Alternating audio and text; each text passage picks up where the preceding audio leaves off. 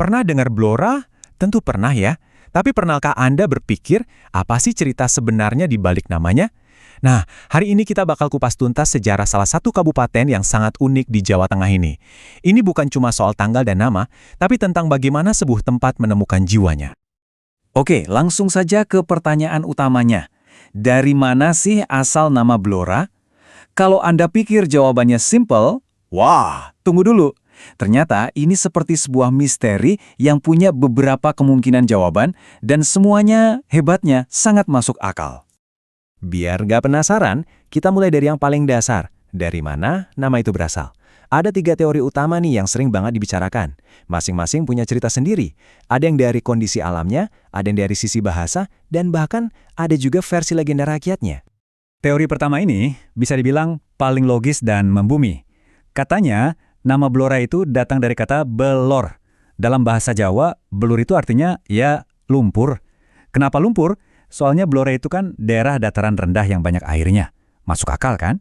Nah, seiring waktu, pengucapannya bergeser dari belor, jadi beloran, lama-lama disingkat dan dihaluskan jadi Blora yang kita kenal sekarang.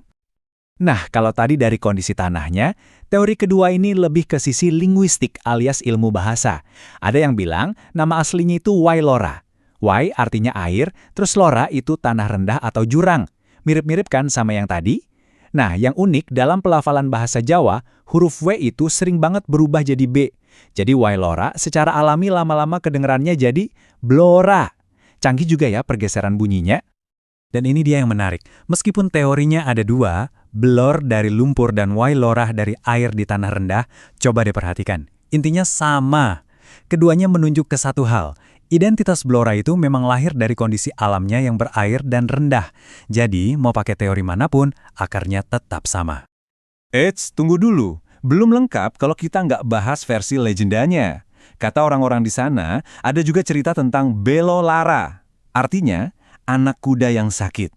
Konon, ini cerita tentang seorang tokoh bernama Ngadi dan kudanya yang jatuh sakit di wilayah itu pada zaman dulu. Jauh lebih dramatis ya ceritanya dibanding lumpur dan air. Oke. Cukup soal tebak-tebakan nama. Sekarang, yuk kita lompat ke jejak sejarahnya yang lebih besar. Ternyata, Blora ini bukan pemain daru loh. Wilayah ini sudah jadi bagian penting dari kerajaan-kerajaan besar di Jawa sejak ratusan tahun yang lalu. Perjalanan Blora dalam peta kekuasaan itu dinamis banget. Pada abad ke-16, Blora itu masuk ke wilayah Kadipaten Jipang yang kuat, di bawah naungan Kerajaan Demak. Pemimpinnya? Siapa lagi kalau bukan Arya Penangsang yang legendaris itu? Gak lama, kekuasaan pindah ke Kerajaan Pajang, dan akhirnya Blora menjadi bagian tak terpisahkan dari wilayah timur Kerajaan Mataram Islam. Nah, setelah melewati era kerajaan-kerajaan besar, ada satu momen, satu tanggal krusial yang benar-benar membentuk Blora menjadi seperti sekarang. Inilah momen kelahirannya sebagai sebuah kabupaten yang resmi.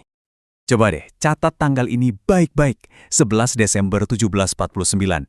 Inilah hari ulang tahun resmi Kabupaten Blora. Kenapa? Karena di hari inilah Pangeran Mangkubumi dari Keraton Mataram secara resmi menunjuk Tumenggung Wilatikta sebagai Bupati pertama Blora. Sejak saat itu, Blora punya identitas administrasi yang jelas dan mandiri. Kita maju lagi ke era berikutnya, zaman kolonial Belanda. Di masa ini, Blora tiba-tiba jadi wilayah yang super penting dan strategis buat Belanda. Bukan cuma karena tanahnya, tapi juga karena isinya dan semangat orang-orangnya. Jadi, apa sih yang bikin Belanda ngebet banget sama Blora? 2 hal. Pertama, tanahnya subur buat pertanian dan perkebunan. Tapi yang paling utama, yang kedua, hutan kayu jatinya. Kualitas jati dari Blora itu bukan main-main, kelas 1 dunia. Tapi, Belanda juga harus pusing karena masyarakat Blora terkenal gigih melawan penjajah. Jadi, ini adalah tanah kaya sekaligus tanah perlawanan.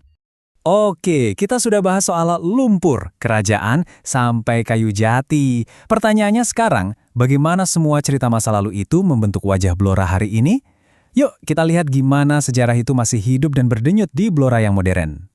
Kalau ngomongin Blora, gak bisa lepas dari yang satu ini, barongan. Ini bukan sekedar pertunjukan biasa. Kesenian yang super energik ini seolah-olah jadi cerminan semangat dan dinamika masyarakat Blora itu sendiri. Gagah dan penuh semangat. Selain barongan yang gagah, ada juga tayub. Ini adalah seni tari tradisional yang lebih anggun, tapi sama-sama jadi warisan budaya yang dijaga banget. Biasanya, tayub menjadi bagian penting dalam acara-acara besar dan perayaan di Blora. Nah, identitas Blora sekarang ini bisa kita lihat dari julukan-julukannya. Ada kota Barongan, jelas karena keseniannya. Ada kota Sate, karena kulinernya yang khas.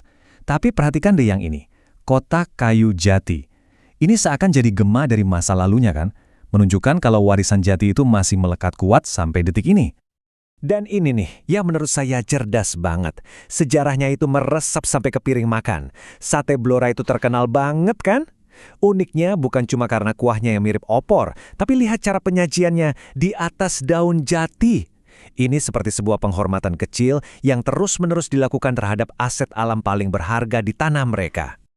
Jadi, setelah menelusuri semua jejak ini, kita kembali ke pertanyaan yang lebih besar. Dari asal-usul namanya yang mungkin cuma dari lumpur, sampai jadi pusat kayu jati dunia dan punya budaya yang kuat, warisan mana sih yang paling mendefinisikan Blora? Mungkin jawabannya bukan memilih salah satu, tapi justru bagaimana semua elemen itu, lumpur, perlawanan, jati, sate, dan barongan, menyatu menjadi satu identitas yang kaya dan tidak ada duanya.